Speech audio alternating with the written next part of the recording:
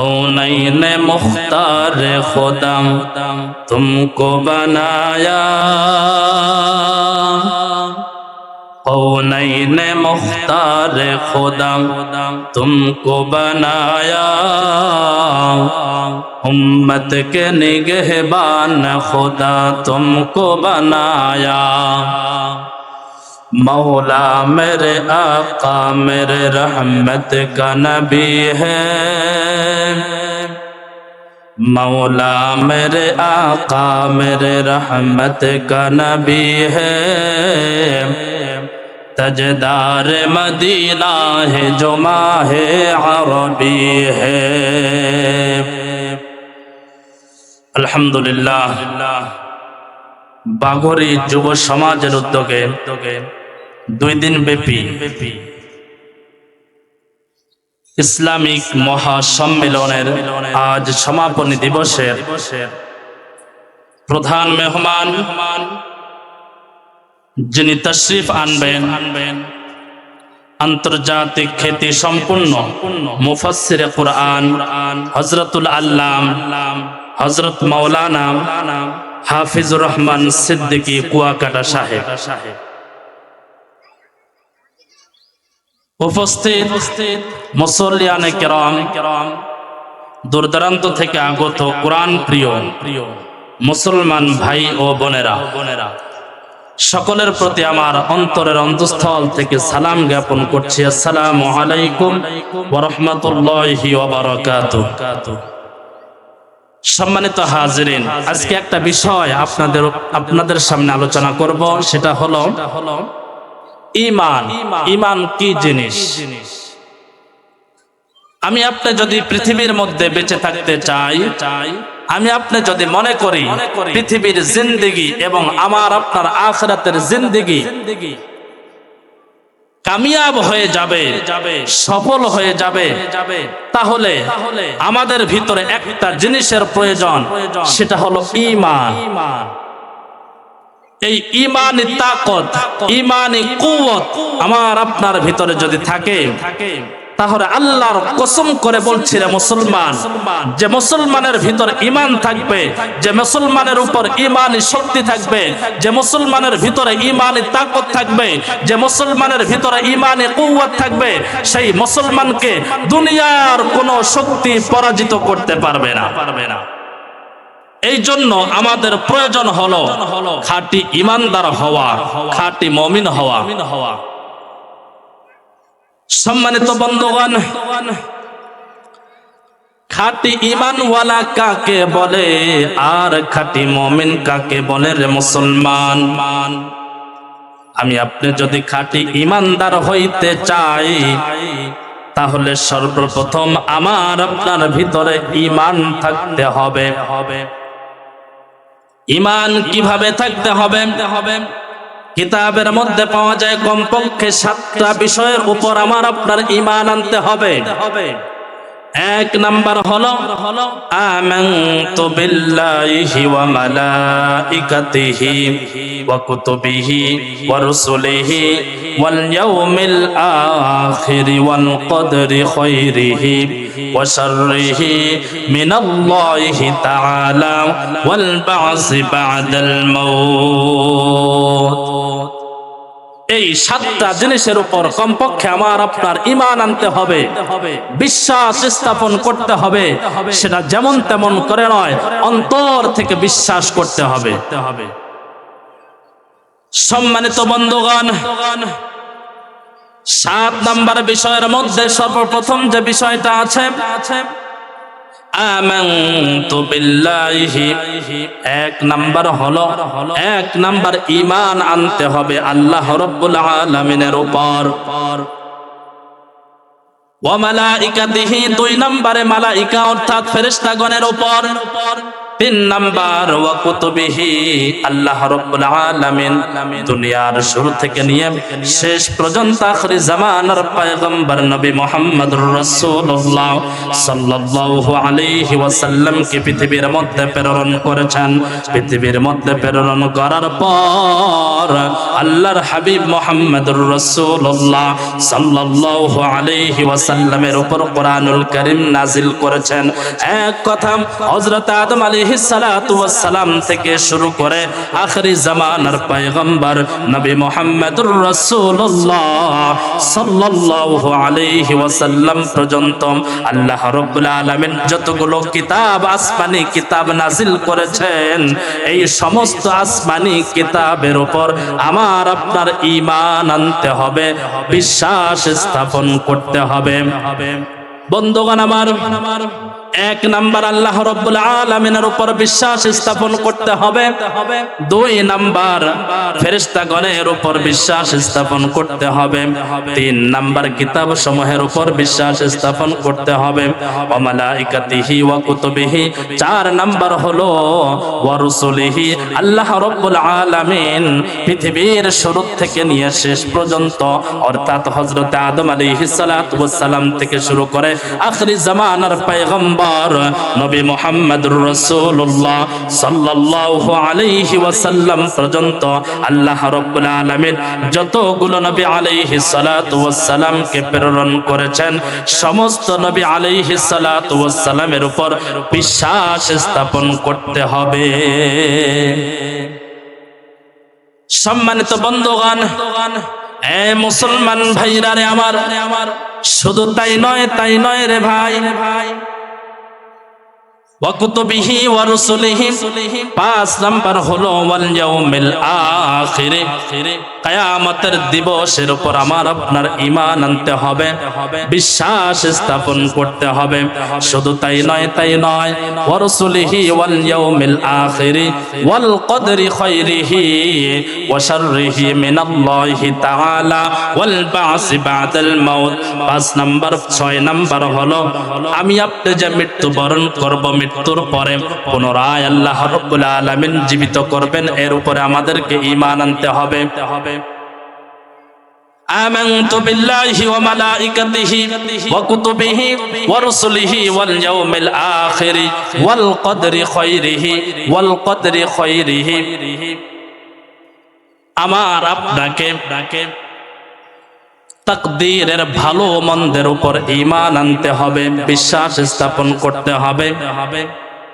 ওয়াল কদরি খায়রিহি ওয়া শাররিহি মিনাল্লাহি তাআলা ওয়াল বা'সি বা'দাল মাউত।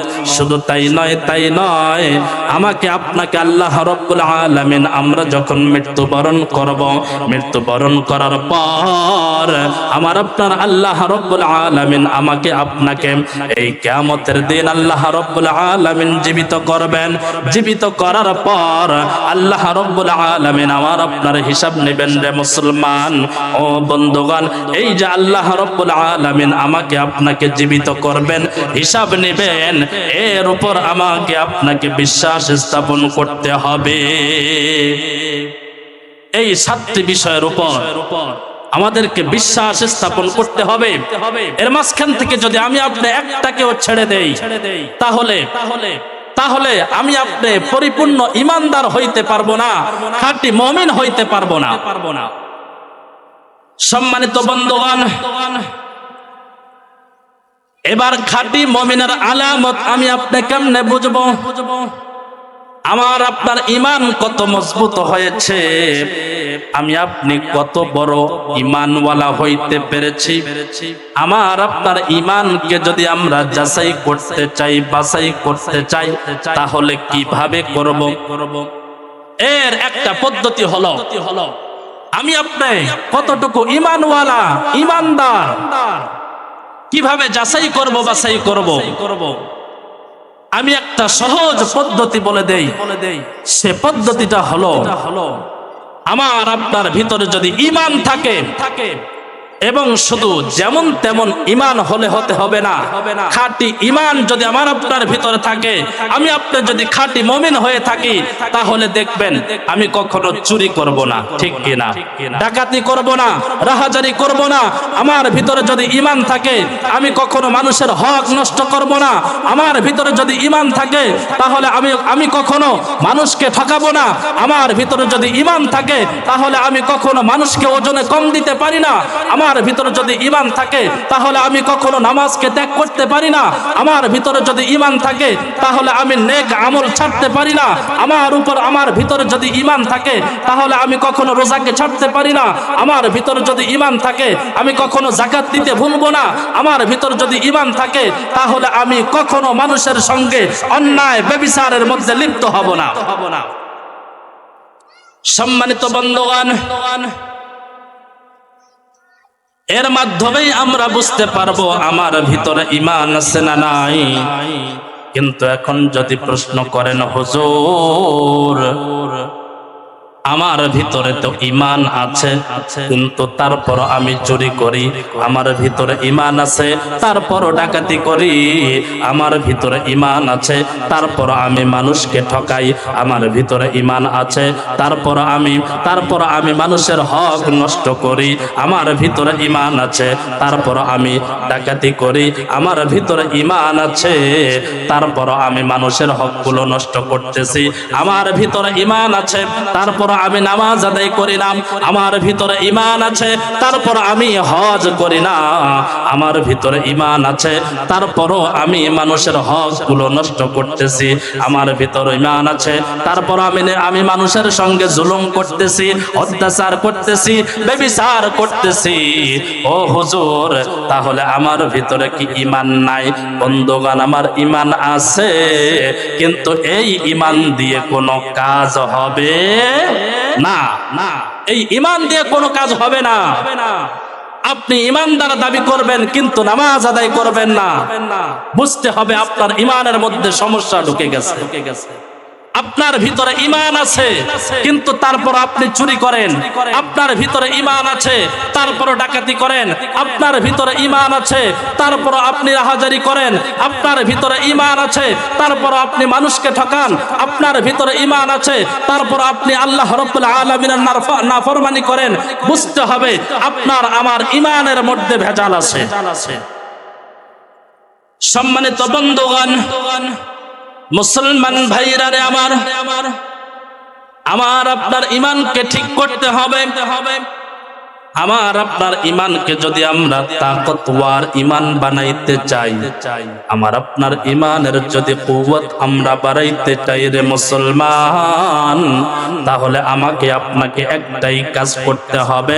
সেটা হলো আমার আল্লাহ রাব্বুল আলামিন কুরআনুল কারীমের মধ্যে যা বলেছেন, যা আদেশ করেছেন তাই মানতে হবে, যা নিষেধ করেছেন তাই মানতে হবে।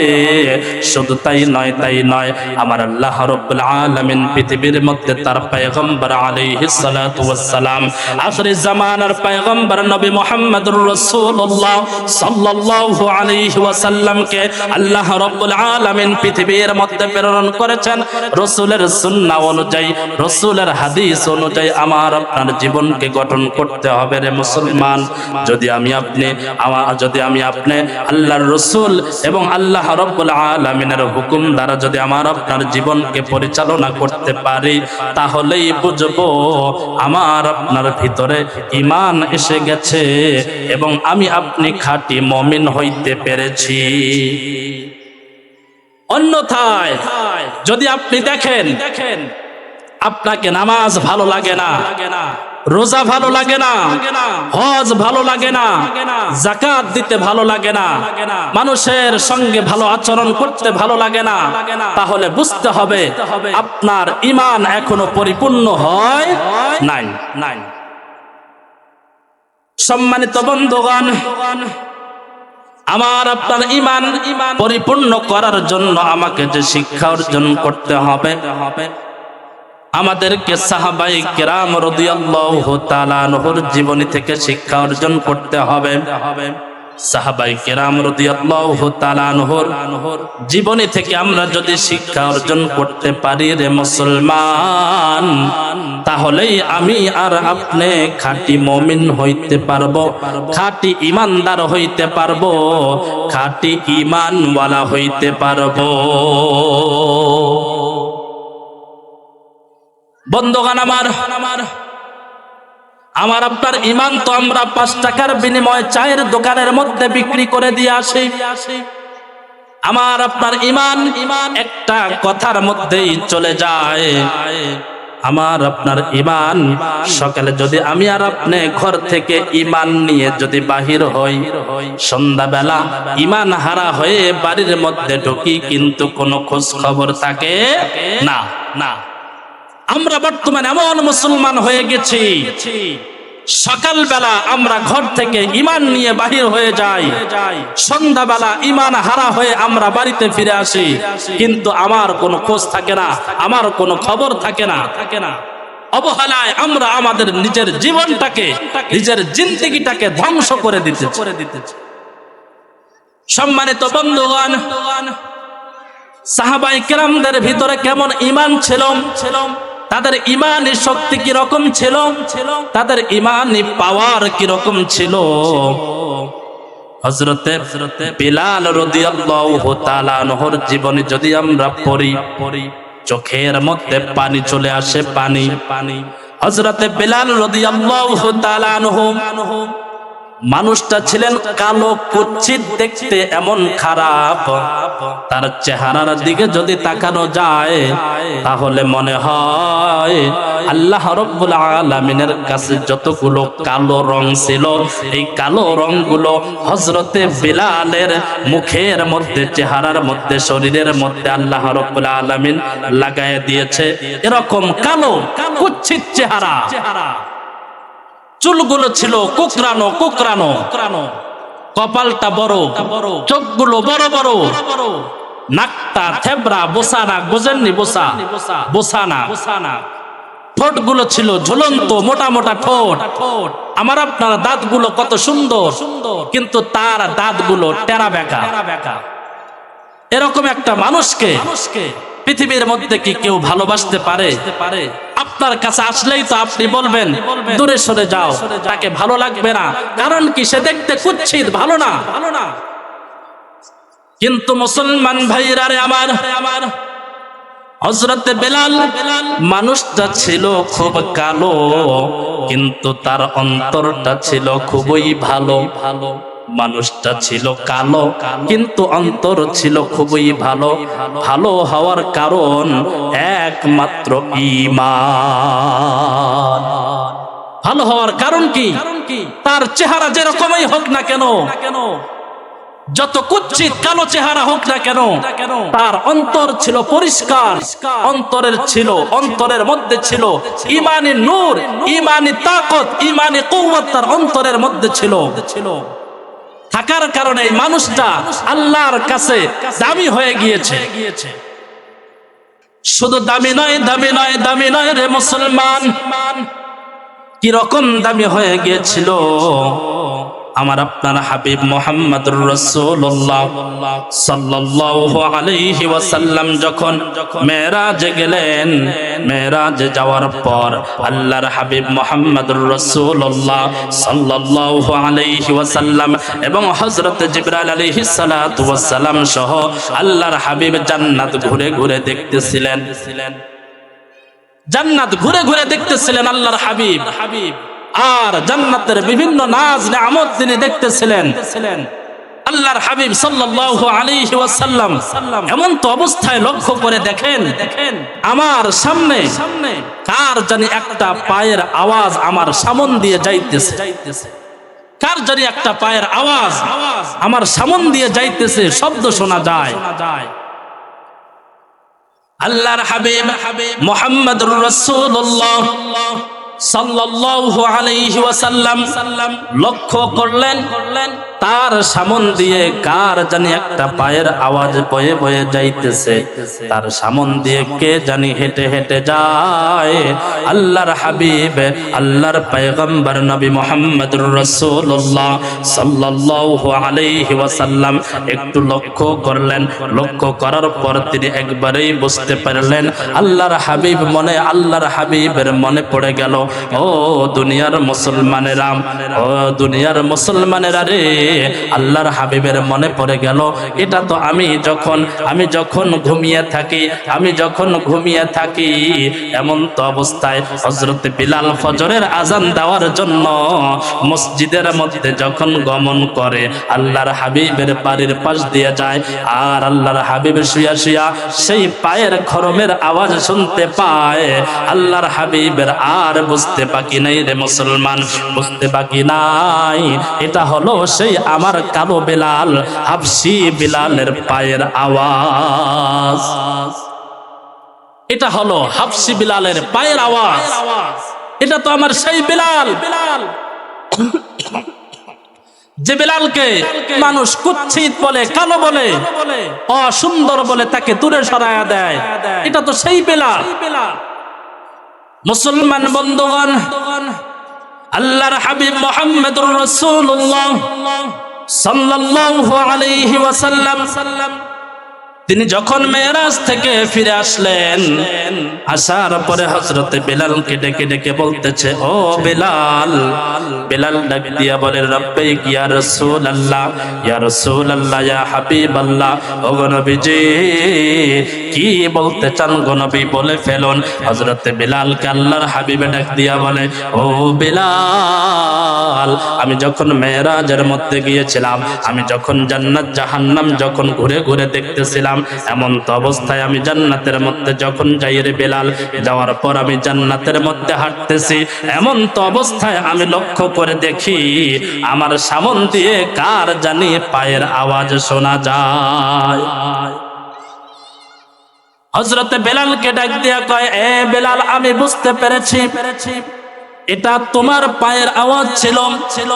ও বিলাল, আমি জানতে চাই রে বিলাল, জানতে চাই তুমি কি এমন আল্লাহ রাব্বুল আলামিনের কাছে আমল করো, এমন আমল করো রে বিলাল, যার কারণে আমার আল্লাহ সেই জান্নাতের মধ্যে তোমার পায়ের আওয়াজ পর্যন্ত শোনায়া দেয়।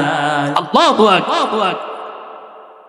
হযরত বিলাল ডেকে ডেকে বলেন, ইয়া রাসূলুল্লাহ, ইয়া হাবিবাল্লাহ, ও নবীজি, আমি জানি না আমি কি আমল করি, তবে নবী গো, আমি একটাই আমল করি, আমার জানা মতে একটাই আমল করি। ইয়া রাসূলুল্লাহ, ইয়া হাবিবাল্লাহ, ও নবীজি, আমার আমলটা হলো এই, আমার যখন উযু চলে যায় সঙ্গে সঙ্গে আমি বিলাল উযু করে তারপরে চলাফেরা করি, কাজ কাম করে, বলে চিৎকার দিয়ে বলেন না সুবহানাল্লাহ। হয়তোবা আল্লাহ রাব্বুল আলামিনের দরবারে আমার এই আমলটাই কবুল হয়েছে। এই আমলটা কবুল হওয়ার কারণে আমার আল্লাহ রাব্বুল আলামিন আমার পায়ের আওয়াজ জান্নাতের মধ্যে শোনায় দিয়েছে। চিৎকার দিয়ে বলেন না সুবহানাল্লাহ। সম্মানিত বন্ধুগণ, হযরত বিলাল এত দামি হলো কেন? হযরত বিলাল রাদিয়াল্লাহু তাআলা আনহু তার জীবনের মধ্যে পাওয়া যায় তিনি ছিলেন হাবশী দেশের মানুষ। হাবশী দেশের মানুষ, মক্কার মধ্যে একজন কাফেরের কাছে তিনি গোলাম ছিলেন। হযরত বিলাল গোলাম থাকা অবস্থায় তিনি যখন শুনতে পেলেন নবী মুহাম্মদুর রাসূলুল্লাহ সাল্লাল্লাহু আলাইহি ওয়াসাল্লামের কথা, যখন তিনি শুনতে পেলেন যে মক্কার জমিনের মধ্যে এমন একজন লোক এসেছে যিনি আখিরি জামানার পয়গম্বর নবী মুহাম্মদুর রাসূলুল্লাহ সাল্লাল্লাহু আলাইহি ওয়াসাল্লাম, তিনি নাকি বলেন, আনা খাতামুন নাবিয়্যিনা লা নাবিয়্যা বাদা, আমি শেষ নবী, আমার কোনো নবী আসবে না, আমাকে আল্লাহ রাব্বুল আলামিন এই পৃথিবীর মধ্যে পৃথিবীর মানুষগুলির জন্য নবী হিসেবে প্রেরণ করেছে। এই কথা যখন হযরত বিলাল শুনেছে, হযরত বিলাল রাদিয়াল্লাহু তাআলা আনহু সঙ্গে সঙ্গে কালিমা পড়ে মুসলমান হয়ে গিয়েছে। মুসলমান বন্ধুগণ আমার, হযরত বিলাল রাদিয়াল্লাহু তাআলা আনহু তিনি যখন মুসলমান হয়ে গেলেন, মুসলমান হওয়ার পর তার মালিক যে ছিল, তার মনিব যে ছিল, যার বাড়িতে তিনি গোলামি করতেন, যার আন্ডারে তিনি গোলামি করতেন, সেই কাফের শুনতে পেরেছে যে হযরতে বিলাল এই গোলাম বিলাল সে ঈমান গ্রহণ করেছে, অর্থাৎ মুহাম্মদুর রাসূলুল্লাহ সাল্লাল্লাহু আলাইহি ওয়াসাল্লামের আল্লাহর কালিমা পড়ে সে মুসলমান হয়ে গিয়েছে। ও বন্ধুগণ, এই কথা শোনার পর হযরতে বিলাল রাদিয়াল্লাহু তাআলা আনহুর উপর এমন জুলুম করা হয়েছে, অত্যাচার নির্যাতন করা হয়েছে, যা বললে চোখের মধ্যে পানি চলে আসে। সম্মানিত হাজিরিন, সেই ইসলামের প্রাথমিক অবস্থার কথা বলতেছি। সেই সময় আল্লাহর হাবিব মুহাম্মদুর রাসূলুল্লাহ সাল্লাল্লাহু আলাইহি ওয়াসাল্লাম যখন নবুয়ত প্রাপ্ত হলেন, নবুয়ত প্রাপ্ত হওয়ার পর মক্কার উঁচু জায়গার মধ্যে যখন দাঁড়িয়ে সেই মক্কার জমিনের মানুষগুলোকে ডেকে ডেকে বললেন, হে মক্কার জমিনের মানুষগুলো, তোমরা শোনো, যদি তোমরা আমার আল্লাহকে যদি এক আল্লাহ হিসেবে গ্রহণ করে নাও, স্বীকার করে নাও, এবং আমি মুহাম্মদকে যদি তোমরা নবী হিসেবে গ্রহণ করে নাও, তাহলে আমার আল্লাহ বলেছেন তোমাদের ইহকালের জিন্দেগি কামিয়াব করে দিবেন এবং আখিরাতের জিন্দেগির মধ্যে তোমাদেরকে মাফ করে দিয়ে জান্নাতের ফয়সালা করে দিবেন। এই কথা যখন আল্লাহর হাবিব মুহাম্মদুর রাসূলুল্লাহ সাল্লাল্লাহু আলাইহি ওয়াসাল্লাম বললেন, বলার সঙ্গে সঙ্গে সেই মক্কার জমিনের কাফের মুশরিক বেঈমানেরা আল্লাহর রাসূলের বিরোধিতা শুরু করে দিল। যে মানুষগুলো এতদিন মুহাম্মদ সাল্লাল্লাহু আলাইহি ওয়াসাল্লামকে আল আমিন হিসেবে জানতেন, আমিন হিসেবে জানতেন, সাদিক হিসেবে জানতেন, আমানতদার হিসেবে জানতেন, আজকে তারাই এক আল্লাহর দাওয়াত দেওয়ার কারণে, এক আল্লাহর একত্ববাদের কথা বলার কারণে, ঈমানের কথা বলার কারণে, ইসলামের কথা বলার কারণে আজকে মক্কার জমিনের মুসলমানেরা সেই দিন আল্লাহর রাসূলের বিরোধিতা শুরু করে দিল। শুধু তাই নয়, তারা আল্লাহর রাসূল সাল্লাল্লাহু আলাইহি ওয়াসাল্লামের এমন বিরোধিতা শুরু করে দিয়েছিল, মক্কার জমিনের কাফের বেঈমান মুশরিকেরা, অর্থাৎ আবু জেহেল, আবু লাহাব, ওলীদ ইবনে মুগীরা, উতবা, শাইবা, এরা সবাই মিলে বুদ্ধি করেছিল, যদি এই মক্কার জমিনের মধ্যে যদি কেউ মুহাম্মদের ধর্ম ইসলাম গ্রহণ করে, তাহলে আমরা তাদের উপর জুলুম, অত্যাচার, নির্যাতন শুরু করে দিব, তাদেরকে মারা লাগলে মারব, তাদের উপর যতই জুলুম করা লাগুক আমরা করব, জুলুম করে হলেও তাদেরকে আমরা ঈমান থেকে সরায়া দিব।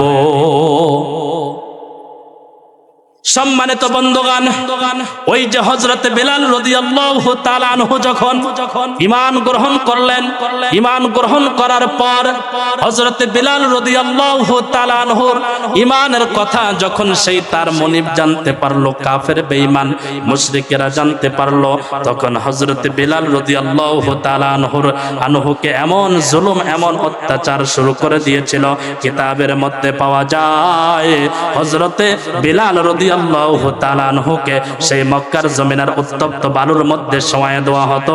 শোয়ায় দেওয়ার পর হযরতে বিলালের সিনার মধ্যে এত বড় একটা পাথর রেখে দেওয়া হইতো, আর হযরতে বিলাল রাদিয়াল্লাহু তাআলা আনহু ওই বালুর মধ্যে শুয়ে থাকতে থাকতে উত্তপ্ত গরম বালু তার পিঠের মধ্যে যখন লেগে যায়, লাগার সঙ্গে সঙ্গে পিঠটা পুড়ে ছারখার হয়ে যায়।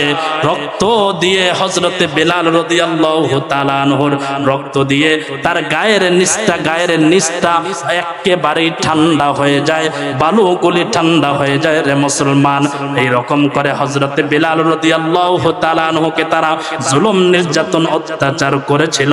হে মুসলমান, ইবনু জুলুম, নির্যাতন, অত্যাচার করার পরে হযরতে বিলালকে ডেকে ডেকে কয়, ও বিলাল, তুমি মুহাম্মাদের কালিমা ছেড়ে দাও, যদি মুহাম্মাদের কালিমা ছেড়ে না দাও তাহলে তোমার উপর এরকম করে জুলুম, অত্যাচার, নির্যাতন করে তোমাকে এই পৃথিবীর থেকে আমরা বিদায় করে দিব। মুসলমান ভাইরা রে আমার, হযরতে বিলাল সেই কাফের বেঈমান মুশরিকদেরকে ডাক দিয়ে বলেন, এই কাফের বেঈমান মুশরিকেরা, তোমরা কি মনে করেছো, তোমরা কি মনে করেছো মুসলমানের ঈমান এত কাঁচা নাকি? এ মক্কার জমিনের কাফের বেঈমান মুশরিকেরা, আমি হযরতে বিলাল এক আল্লাহর ঈমান গ্রহণ করেছি, কালিমা পড়ে মুসলমান হয়ে গিয়েছি। তুমি জানো না, ইতিহাস সাক্ষী আছে মুসলমান নিজেদের জীবনকে বিসর্জন করে দিবে, শহীদ হয়ে যাবে, তারপরও নিজেদের ঈমানকে কখনো হারাবে না। মুসলমান নিজের জীবনকে বিসর্জন করে দিবে, শহীদ হয়ে যাবে, কিন্তু ঈমান থেকে কিঞ্চিত পরিমাণ দূরে সরে যাবে না। এরকম ঈমানদার হইতে হবে আমাদেরকে। এরকম যদি আমি আপনি ঈমানদার হইতে পারি, এরকম ঈমানি শক্তি যদি আমার আপনার ভিতরে থাকে, তাহলে বুঝতে পারবেন তখন আপনার নামাজ পড়তে ভালো লাগবে, রোজা রাখতে ভালো লাগবে, হজ করতে ভালো লাগবে, মানুষকে সহযোগিতা করতে ভালো লাগবে। তখন অন্যায় অত্যাচার ব্যভিচারের দিকে আপনার মন যাবে না। অন্যায় অত্যাচার ব্যভিচার আর আপনাকে করতে ভালো লাগবে না। তখন দেখবেন আপনি যখন প্রকৃত মুমিন হয়ে যাবেন, প্রকৃত ঈমানদার হয়ে যাবেন, প্রকৃত ঈমানওয়ালা হয়ে যাবেন, তখন দেখবেন চুরি ভালো লাগবে না, তখন দেখবেন ডাকাতি ভালো লাগবে না, তখন দেখবেন রাহাজারি ভালো লাগবে না, তখন দেখবেন মানুষের অন্যায় আপনাকে সহ্য হবে না, তখন দেখবেন আপনি যত অন্যায় ব্যভিচার কাজ আছে তখন আপনি করবেন না, জিনা আপনাকে ভালো লাগবে না। এ মুসলমান, যদি এরকম হয় আপনার জীবনে, যদি যখন দেখবেন এরকম হয়ে গেছে, মনে করবেন যে আপনি খাঁটি ঈমানওয়ালা হয়ে গেছেন। চিৎকার দিয়ে বলেন না সুবহানাল্লাহ। সম্মানিত হাজিরিন, এই জন্য আমাদের সর্বপ্রথম যে কাজ, সেটা হলো আমার আপনার ঈমানকে ঠিক করতে হবে। আমি আপনি যদি আমার আপনার ঈমানকে ঠিক করতে পারি, সহি ঈমানওয়ালা হইতে পারি, সহি ঈমানদার হইতে পারি, তাহলে আমার আপনার ঈমান যদি ঠিক হয়ে যায়, তাহলে এই পৃথিবীর শক্তি আমাকে আপনাকে কখনো পরাজয় করতে পারবে না, কখনোই পরাজয় করতে পারবে না।